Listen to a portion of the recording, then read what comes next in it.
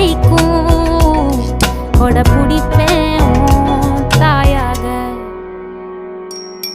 நீ நீ சொல்லும் கதை நான் நான் கேட்கும் வர நாமாவும் மாய பறவைகளே. தென்கிழக்கு தேன் சிட்டு செம்பருத்தி பூ